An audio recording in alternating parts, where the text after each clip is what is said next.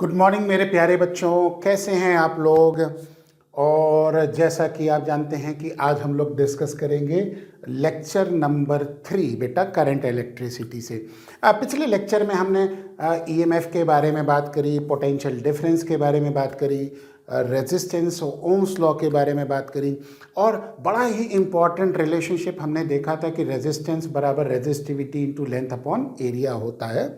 ये बातें हम लोगों ने लास्ट क्लास में लास्ट लेक्चर में डिस्कस कर ली थी। जो बेटा हमारे पास फॉर्मूला था R बराबर रो एल अपॉन ए, मैंने एक चीज़ पाई है कि ये ऐसा फॉर्मूला है जिसके ऊपर काफ़ी सारे न्यूमेरिकल्स बनते हैं और आप लोग न्यूमेरिकल देख के डरते हो। बिल्कुल सही बात है और इसीलिए आज मैं सबसे मुश्किल वाले न्यूमेरिकल्स उठा रहा हूँ ताकि आप लोगों का डर एकदम से ख़त्म हो जाए। क्योंकि जब आप सबसे मुश्किल चीज़ों को कर लेते हो तो आपको लगता है अरे यार ये चीज़ तो हमने कर ली तो बाकी सारी चीज़ें तो बड़ी आसान लगेंगी आपको। तो इसीलिए हमने कुछ ऐसे चुनिंदा न्यूमेरिकल्स चूज़ किए हैं जो कि आप लोगों के लिए डिफ़िकल्ट होंगे एट द फर्स्ट इंस्टेंट, लेकिन जब आप उसको समझ जाएंगे तो आपको लगेगा ये बहुत ईजी है। चलिए अब क्वेश्चन नंबर 1 पढ़ते हैं और इसको हम थोड़ा सा ऐसा करेंगे, इधर खिसका लेते हैं, है ना। ये देखिए थोड़ा सा हम ऐसा करते हैं, इसको इधर खिसका लें। ये देखिए इधर की तरफ खिसक गया और ये वाला जो पार्ट है इसको थोड़ा सा इधर खिसका लें। आय हाय हाय, मज़ा आ गया। ठीक है, चलिए आइए इसको क्वेश्चन को पढ़ते हैं और इसको सॉल्व करते हैं, है ना, और देखते हैं कि क्या हमारे पास आता है। पहले तो इसको हम अंडरलाइन कर दें और नीचे हम यहाँ पे सॉल्यूशन इसका लिखेंगे, क्वेश्चन का सॉल्यूशन करेंगे। The resistance of a wire is R। ठीक है, एक वायर गिवन है जिसका रेजिस्टेंस R ओम्स है। ठीक, what will be it's new resistance, नया रेजिस्टेंस फाइंड आउट करना है। इफ इट इज स्ट्रेच्ड, देखिए ध्यान दीजिए बेटा, इस शब्द पे स्ट्रेच किया गया है to n times its original length, यानी कि वायर को खींचा गया है, स्ट्रेच किया गया है n times its original length. एक चीज का ध्यान रखिए बेटा, जब आप किसी चीज को वायर को खींचते हैं क्या होता है, लेंथ बढ़ती है। ठीक, लेंथ बढ़ेगी, लेकिन क्या आपने उसके अंदर कोई मटेरियल ऐड किया? नहीं किया। मटेरियल तो उतना ही है, मास तो सेम है। ठीक, दूसरी चीज, क्या उस मटेरियल में कोई दूसरा मटेरियल ऐड किया? वो भी नहीं किया, यानी कि डेंसिटी भी सेम है। तो जब आप किसी वायर को खींचते हैं, सिर्फ उसको पतला करते हैं और लेंथ को बढ़ाते हैं, तो बेटा उसके मास में कोई चेंज नहीं होगा, उसकी डेंसिटी में कोई चेंज नहीं होगा, तो इसका मतलब उसके वॉल्यूम में भी कोई चेंज नहीं होगा। और यही हमारे पास ट्रिक होगी इसी सवाल को करने की। तो हम यहां पे लिख देंगे कि सिंस द वायर इज, बेटा हमने इसको अलग कलर से लिखा है क्योंकि ये केस तभी होगा जब वायर को स्ट्रेच करेंगे, है ना। तो wire is stretched, hence its volume will remain क्या, सेम। ठीक बेटा, लेंथ बढ़ेगी और अकॉर्डिंगली एरिया क्या होगा, कम होगा। तो वॉल्यूम, इनिशियल वॉल्यूम कह देंगे, तो हम यहां पे लिख देंगे ना बेटा, इनिशियल वॉल्यूम यानी कि पहले का वॉल्यूम बराबर फाइनल वॉल्यूम यानी कि बाद का वॉल्यूम। क्योंकि जब हम स्ट्रेच करेंगे तो ना तो मास चेंज कर रहा है ना डेंसिटी चेंज कर रही है, तो बेटा इनिशियल वॉल्यूम और फाइनल वॉल्यूम बराबर रहेंगे। अगर लेंथ L1 इनिशियल लेंथ हो गई और A1 इनिशियल एरिया हो गया, तो बेटा इनिशियल वॉल्यूम बराबर L1 A1 होगा, है ना, लेंथ इनटू एरिया। और ऐसे ही फाइनल वॉल्यूम बराबर final length into final area, दोनों क्या होंगे, इक्वल होंगे। बोलो बेटा, तो जब कभी भी किसी वायर को स्ट्रेच करेंगे, ये चीज़ हम हाईलाइट कर रहे हैं, तो बेटा ये चीज़ ट्रू होगी हमेशा जब उसकी स्ट्रेचिंग होगी। बेटा कंसेप्ट क्लियर हो गया। है ना, तो स्ट्रेच करेंगे तो ये चीज ट्रू होगी। तो अब हम यहां पे लिख सकते हैं, क्या लिख सकते हैं कि A2 यानी कि फाइनल एरिया बराबर L1 A1 अपॉन L2। बोलो बेटा, कोई दिक्कत? बिल्कुल क्लियर है। अब क्वेश्चन को दोबारा पढ़िए। What will be its new resistance if it is stretched to n times its original length? यानी कि नई length n times its original length हो गई। बोलो बेटा, बिल्कुल वही स्टेटमेंट समझ में आ गया। ओरिजिनल लेंथ अगर L1 है तो n टाइम्स ओरिजिनल लेंथ हो गई नई लेंथ। क्लियर हो गया? तो as per the given question, तो यहां पे हम ये चीज हाईलाइट कर देते हैं और लिख देते हैं कि it is given in question, है ना। ठीक, बोलो बेटा, क्वेश्चन में गिवन है ना यही चीज। ठीक है, तो स्टेटमेंट वाइज समझ में आ गया क्या कहना चाह रहा है क्वेश्चन। तो अब जब L2 n L1 हो गई तो हम लिख सकते हैं कि A2 बराबर L1 A1 अपॉन L2 की जगह n L1 लिख देंगे। बोलो बेटा, L2 की जगह n L1 लिख दिया। अब आप यहां से देखो कि ये आप देख सकते हो कि ये, और अरे क्या हो रहा है भाई, छोड़ दो इसको। L1 और L1 कट्टम कुट्टा हो गए, तो यहां से हमको मिल गया A2 बराबर A1 अपॉन n। बेटा बिल्कुल क्लियर हो गया, ये हमारे पास A2 बराबर A1 अपॉन L हो गया। ठीक, तो अगर लेंथ को n टाइम्स बढ़ाया गया तो एरिया n टाइम्स कम हो जाएगा। यही होगा ना भाई, एक चीज लेंथ अगर बढ़ेगी तो एरिया क्या करेगा बेटा, डिक्रीज करेगा। क्लियर? अब हम इसको सॉल्व कर लेंगे। तो इफ R1 अगर इनिशियल रेजिस्टेंस है, बोलो बेटा, यानी कि शुरुआत का रेजिस्टेंस है, ठीक, तो इसको R1 को हम कह सकते हैं दैट इज इक्वल टू रो, यानी कि रेजिस्टिविटी L1 अपॉन A1। बेटा लास्ट क्लास में ये फॉर्मूला हमने किया था ना, आप बेटा प्लीज इसको रिवाइज जरूर करके रखा करो नेक्स्ट क्लास में, क्योंकि जब हम न्यूमेरिकल करेंगे तो बेटा इस फॉर्मूले को जरूर रिवाइज होना जरूरी है ना, क्योंकि वरना आप कहेंगे कि सर ये फॉर्मूला आया कहाँ से। तो ये तो हमारे पास इनिशियल रेजिस्टेंस का फॉर्मूला था जो कि पिछली क्लास में हम लोगों ने डिस्कस किया था। ठीक, और अगर R2 फाइनल रेजिस्टेंस हो गया, है ना बेटा, क्योंकि लेंथ को इंक्रीज किया तो रेजिस्टेंस चेंज हो जाएगा। तो अगर R2 फाइनल रेजिस्टेंस होगा तो उस सिचुएशन में R2 बराबर रो नई लेंथ अपॉन नया एरिया हो जाएगा, है कि नहीं। अब हम वैल्यूज को पुट कर देंगे, बस R2 बराबर रो, ठीक, L2 की जगह क्या रखेंगे, n L1 रखेंगे। बोलो बेटा कोई दिक्कत, L2 की जगह, और A2 की जगह क्या रखेंगे, A1 अपॉन n रखेंगे। तो नीचे हो जाएगा A1 अपॉन n, तो n ऊपर चला गया, मल्टीप्लाई हो गया। तो ये हमारे पास रो L1 upon A1 into n क्या हो जाएगा, n स्क्वायर हो गया। बोलो बेटा कोई दिक्कत? ठीक, तो अब आप देख सकते हैं कि ये वाला जो फैक्टर है, ये देखिए रो L1 अपॉन A1, ये R1 के बराबर हुआ कि नहीं हुआ, है ना। तो क्या हम इसको R1 लिख सकते हैं?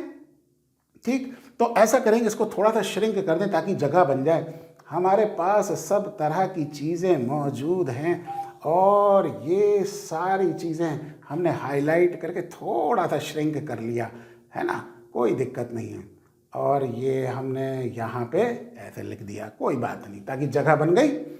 अब हम यहाँ पे लिख सकते हैं R2 बराबर, बेटा इसकी जगह R1 लिख दिया, तो R1 इंटू n स्क्वायर, यानी कि नया रेजिस्टेंस बराबर पुराना resistance multiplied by n square. अब पुराना रेजिस्टेंस R1 की जगह R है ना, तो हम यहाँ पे इसको R लिख देंगे, कोई दिक्कत नहीं है। ठीक है, ये बात तो क्लियर हो गई। ये हमारे पास आंसर आ गया, तो ये हमारे पास एज पर द क्वेश्चन हमारे पास आंसर आ गया।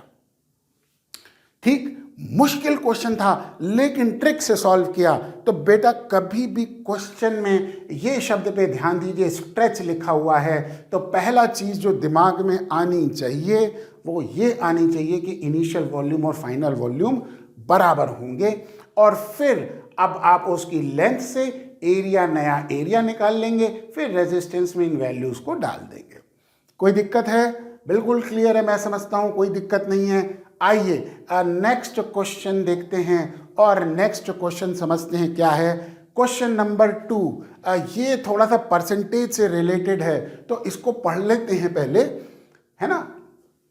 क्या कहता है? A cylindrical wire is stretch to increase its length by 10%।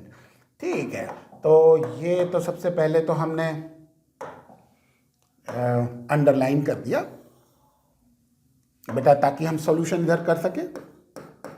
ठीक है, सिलिंड्रिकल वायर है, stretch to increase its length by 10%। फिर से वही चीज पे हम ध्यान दिलाऊंगा। ये देखिए आ गया ना कहानी, स्ट्रेच। तो स्ट्रेच करेंगे तो हम क्या कहेंगे बेटा, वही चीज आ गई। तो हम यहां पे बात को लिख देंगे, सिंस द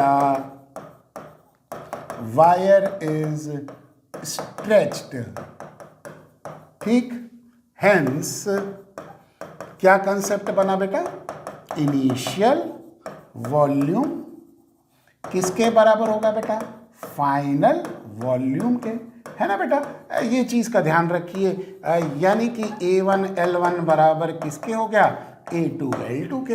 बस ये तो हमारे पास स्ट्रेच करते ही फॉर्मूला आ जाएगा। ठीक, ये हमारे पास रिलेशनशिप आ गई क्योंकि वायर को स्ट्रेच किया गया। अब आगे पढ़ते हैं, to increase its length by 10%। ये चीज का ध्यान रखिए, तो नई लेंथ बराबर पुरानी लेंथ प्लस 10% ऑफ पुरानी लेंथ, यही होगा ना बेटा। Increase to its length by 10%, यानी कि पुरानी लेंथ तो है और उसमें 10% इंक्रीज हो गया, तो पुरानी लेंथ प्लस 10% मतलब 10/100 टाइम्स ऑफ L1 हो गया। ये L2 आ गया, तो ये क्या हम लिख सकते हैं इसको 1.1 टाइम्स ऑफ L1, बिल्कुल लिख सकते हैं ना बेटा, कोई दिक्कत नहीं है। मैं समझता हूँ समझ में आ गया होगा।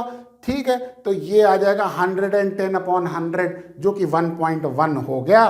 तो अब हमारे पास L2 बराबर 1.1 L1 आ गया। ये बात समझ में आ गई? बोलो बेटा, बिल्कुल क्लियर है। अब याद है पिछले सवाल में ये वाली जो चीज थी ये n थी, है ना। अब यहां पे वो चीज क्या हो गई, न्यूमेरिकल वैल्यू आ गई, यानी कि 1.1 आ गई।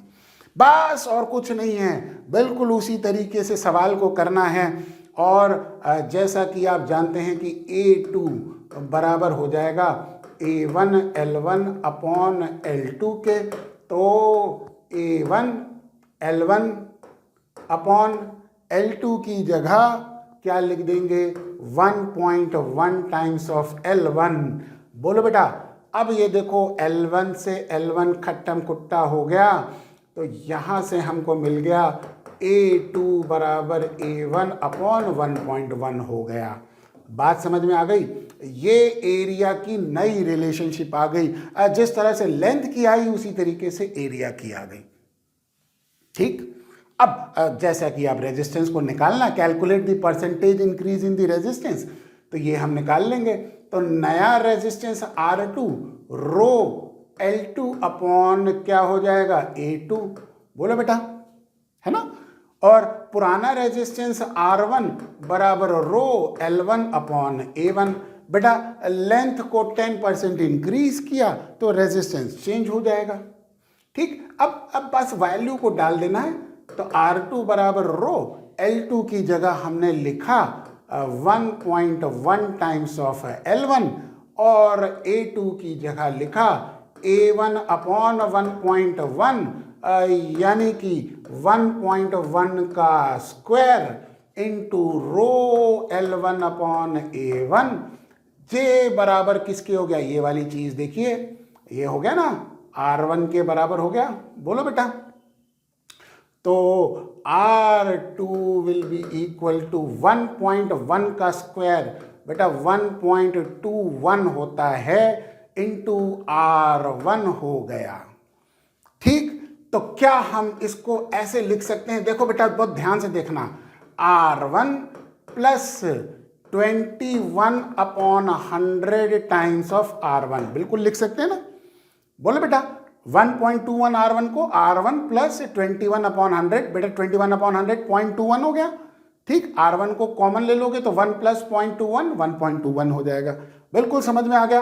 तो इसका मतलब अब नया रेजिस्टेंस जो है वो 21% से इंक्रीज हो गया कि नहीं हो गया? पुराना रेजिस्टेंस प्लस 21/100 ऑफ नया रेजिस्टेंस, तो हम कह सकते हैं कि परसेंटेज इंक्रीज, ये परसेंट का साइन हो गया, तो परसेंटेज इंक्रीज इन रेजिस्टेंस। बताओ बेटा कितना हो गया है? आप ही अब बताओ, इज हाउ मच? 21% होगा। बोलो बेटा क्लियर हो गया? ये हमारे पास अब आंसर आ गया। जैसा कि आप देख सकते हैं कि ये हमारे पास आंसर होगा। बहुत इजी था, बस थोड़ा सा मैं समझता हूँ बेटा बस प्रैक्टिस की बात है। और ये देखिए सवाल मैंने वो वाले हैमर किए जो आप लोगों को बड़े परेशान करते हैं। ठीक है, अब मैं बिल्कुल कॉन्फिडेंट हूँ कि अब आपको बिल्कुल परेशानी नहीं होगी किसी भी तरह से। इस तरह की रेजिस्टिविटी की प्रॉब्लम बेटा ये सॉल्व करने में प्रॉब्लम कहीं नहीं आएगी। और ये प्रॉब्लम दोनों तरह से इंपॉर्टेंट है बेटा, एनटीएससी के लिए भी इंपॉर्टेंट है और प्लस आपके बोर्ड्स के लिए भी बड़ी इंपॉर्टेंट है। इन प्रॉब्लम्स का प्रैक्टिस होना बहुत ज़रूरी है। चलिए नेक्स्ट क्वेश्चन देखते हैं। थर्ड क्वेश्चन क्या है? ठीक है, थर्ड क्वेश्चन पढ़ने से पहले एक बार पानी पी लूँ मैं, फिर उसके बाद आपको नेक्स्ट क्वेश्चन बताता हूँ मैं। क्वेश्चन कहता है a wire of 10 ohm resistance is stretched. फिर से बेटा स्ट्रेच किया गया है ना? तो वो स्ट्रेचिंग वाला जो सवाल है मैंने अलग अलग एंगल से दिखाने की कोशिश करी है ताकि आप लोग इस चीज़ से वेल वर्स्ड हो जाएं। तो stretch to 3 times its original length है, बहुत इजी है। अब तो आपको समझ में आ गया होगा कि अरे सर ये तो अब हम लोग कर ही लेंगे, और मैं जानता हूँ कि अब बिल्कुल अब आप कर लेंगे। तो नई length 3 times it's initial length हो गई। स्ट्रेच किया गया तो हम यहाँ पे लिख देते हैं कि हियर, है ना बेटा, A1 L1 बराबर A2 L2 होगा, क्योंकि वायर को स्ट्रेच किया गया है। तो A2 बराबर सीधे सीधे A1 L1 अपॉन L2 हो जाएगा। तो A1 L1 और L2 की जगह 3L1 हो गया। ई को खत्म कुत्ता कर दिया। तो अब A2 बराबर A1/3 हो गया। लाल डब्बे में डाल दें, मज़ा आ जाएगा। ये देखिए लाल डब्बे में जे बात ऐसे डाल दिया। आइए, तो लेंथ अगर 3 टाइम्स हो गया तो एरिया 1/3 हो जाएगा। बस अब क्या करना है, जैसा कि आप जानते हैं कि नया रेजिस्टेंस बराबर रो L2/A2 होगा। रो L2 की जगह 3L1, A2 की जगह A1/3, तो R2 बराबर 9, है ना, रो L1 अपॉन A1 हो गया। ये R1 के बराबर हो गया, तो 9 टाइम्स ऑफ R1। तो अब देखिए 9 टाइम्स R1 कितना है भाई? 10 ओम्स। ये गिवन है ना R1 10 ओम्स। बस तो ये नया रेजिस्टेंस 90 ओम्स आ जाएगा। लाल डब्बे में डाल दिया और यही हमारे पास आंसर हो गया ना। ठीक, कोई दिक्कत? बिल्कुल इजी है। तो रेजिस्टेंस तो ये आ गया। इसमें एक पहला पार्ट भी है बेटा, what will be it's new resistivity. तो रेजिस्टिविटी सेम रहेगी, तो ए पार्ट को पहले लिखना चाहिए था, कोई बात नहीं हम यहां लिख देंगे। ये एक्चुअल में बी का सॉल्यूशन हमने कर दिया, ए का सॉल्यूशन हम बाद में लिख दे रहे हैं, कोई दिक्कत नहीं है ना, आप समझ जाएंगे इसको। तो हम यहां पे इसका आंसर लिखेंगे कि सिंस क्या वायर तो सेम है, material is same, since the material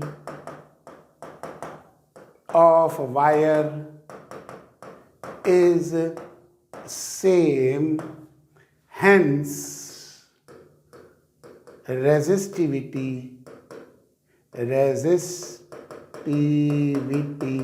है ना बेटा, जिसको हम याद है स्पेसिफिक रेजिस्टेंस भी कहते थे, है ना। तो स्पेसिफिक रेजिस्टेंस भी हम ब्रैकेट में लिख दे रहे हैं ताकि आपको याद रहे। Since the material of wire same has resistivity, यानी कि स्पेसिफिक रेजिस्टेंस, अरे देखो गलती लिख गई, स्पेलिंग गलत हो गई ना आप लोग भी ना, तो ये हो जाएगा रेजिस्टेंस, ठीक। हैंस रेजिस्टिविटी यानी कि specific resistance is also same होगा, यानी कि कोई चेंज नहीं होगा, तो नई रेजिस्टिविटी सेम हो गई। इजी था, कोई मुश्किल चीज़ नहीं थी, बस ये चीज़ का ध्यान रखिए। ऐसे क्वेश्चन, ये इस तरह के जो क्वेश्चन है बेटा, मैं 100% श्योर हूँ आप ज़रूर आएगा, आपके सामने ये चीज़ ज़रूर आएगी, और ये क्वेश्चंस बड़े इंपॉर्टेंट हैं, है ना। और ऐसे क्वेश्चन एक बार बस उठा के प्रैक्टिस कर लीजिए, बस कुछ नहीं है, आसान है बिल्कुल। अब तो मैं समझता हूँ कि आपको आसान लगने लग गया होगा। चलिए अगला क्वेश्चन देखते हैं, क्वेश्चन नंबर 4 क्या है। ये थोड़ा सा मुझे अच्छा लगा क्वेश्चन, और इसको सॉल्व करते हैं। 2 वायर्स A एंड B, ठीक है साहब, ऑफ इक्वल मास। बेटा 2 अलग अलग वायर है, अब स्ट्रेचिंग वाला केस नहीं रहा, अब हमारे पास क्या हो गई, 2 अलग अलग वायर हो गई हैं। ये ध्यान रखने वाली चीज़ है ना। तो स्ट्रेचिंग वाला जो चीज़ थी वो अब खत्म हो गई। क्या कह रहा है, equal masses and same metal. बेटा मास और मेटल सेम है, तो हम यहां पे लिखेंगे कि since wires A and B have same mass.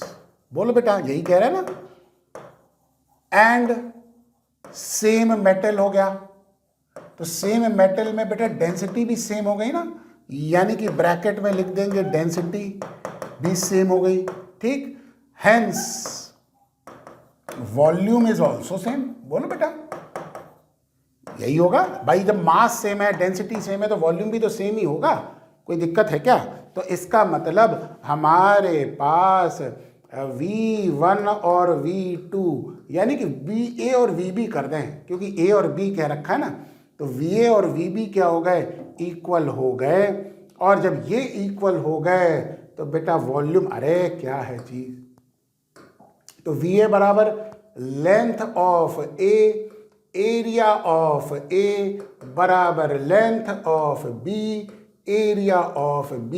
ये रिलेशनशिप ट्रू हो जाएगी एज पर दी क्वेश्चन जो कह रहा है। स्ट्रेच नहीं किया, लेकिन चूंकि क्वेश्चन के हिसाब से बता रहे हैं तो वहां पे ये चीज ट्रू आ गई। बात क्लियर हो गई बेटा, है ना। अब आगे क्या कहता है, तो अब ये कहता है कि diameter of A is half the diameter of B, यानी कि diameter D of A is half the diameter of B, यानी कि डायमीटर बी का हाफ हो गया। तो इसका मतलब रेडियस भी क्या हो जाएगा, हाफ हो जाएगा।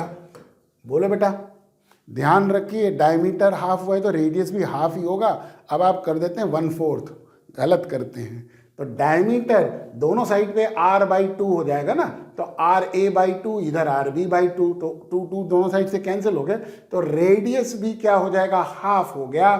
तो अगर एरिया निकालना है तो हम यहाँ पे लिख सकते हैं कि RA का अगर स्क्वायर करें तो ये बराबर RB का स्क्वायर हो गया। अब नीचे 2 का स्क्वायर 4 होगा। ध्यान रखिए, दोनों साइड पे हम क्या कर देंगे, स्क्वायर कर देंगे, तो बाई स्क्वायरिंग यहां लिख भी देते हैं कि हमने किया क्या, squaring we get, squaring both sides we get, ठीक है। अब दोनों साइड पे स्क्वायर करके पाई से मल्टीप्लाई कर दें, हाय हाय हाय हाय, तो ये आ जाएगा एरिया ऑफ ए। बोलो बेटा, ये हो गया एरिया ऑफ ए, और ये हो गया एरिया ऑफ बी का 1/4 हो गया। बोलो बेटा, तो अगर डायमीटर हाफ हुआ तो रेडियस हाफ होगा, तो एरिया 1/4 हो गया। ऐसे करके निकाल लेंगे। ठीक, अब अगर ये है तो हमारे पास उस सिचुएशन पे एल बी क्या हो जाएगा, या एल ए निकालेंगे, है ना।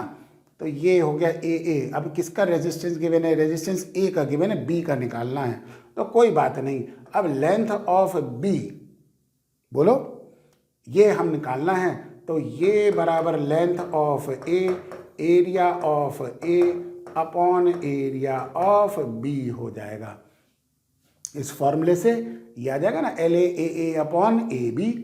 तो अब हम एल बी निकाल लेंगे, लेंथ ऑफ ए, ठीक, इनटू एरिया ऑफ ए बराबर A B by 4।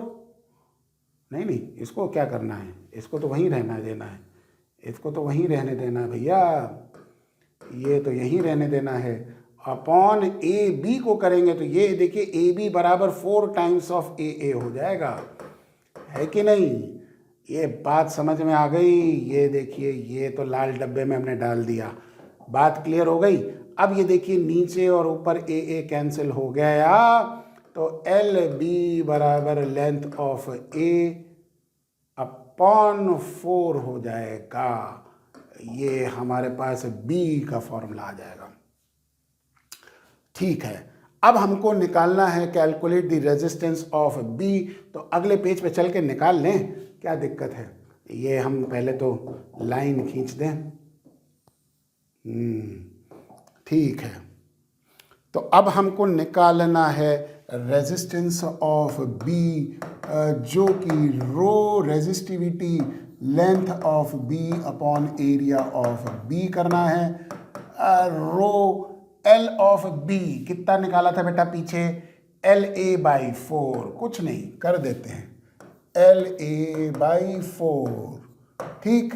A B बराबर 4 तो ए बी की जगह 4 कर देंगे, तो ये हो जाएगा रो एल ए अपॉन ए, है ना। और ये 1/4 इंटू 4 1/16 हो गया।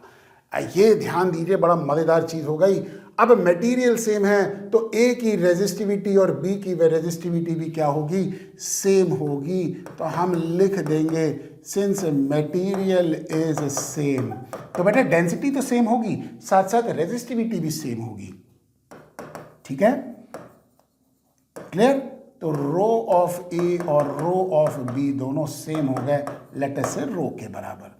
तो आर बी बराबर हो जाएगा, अब ये फैक्टर जो है वो तो रेजिस्टेंस ऑफ ए हो गया, तो ये बराबर हो जाएगा आर ए अपॉन 16 हो गया।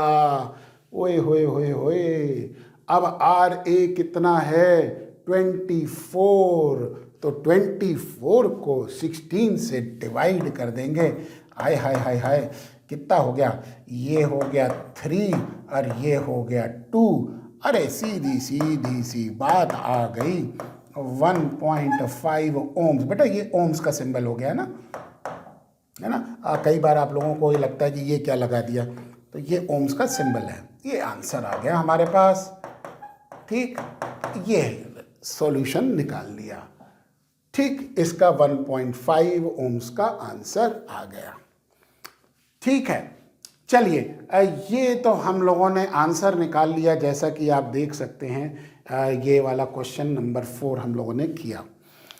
तो रेजिस्टेंस रेजिस्टिविटी से रिलेटेड मुझे लगता है कि अब आप किसी भी तरह का क्वेश्चन कर लेंगे प्रैक्टिस करके, और मैं समझता हूँ कि आप लोग बहुत होशियार हैं, बस थोड़ी सी प्रैक्टिस की ज़रूरत पड़ती है, बाकी तो सब आप कर ही लेते हैं। चलिए आज के लिए इतना ही बहुत है। नेक्स्ट क्लास में हम और आगे नई चीज़ों के बारे में बात करेंगे, करंट इलेक्ट्रिसिटी का चैप्टर जारी रखेंगे।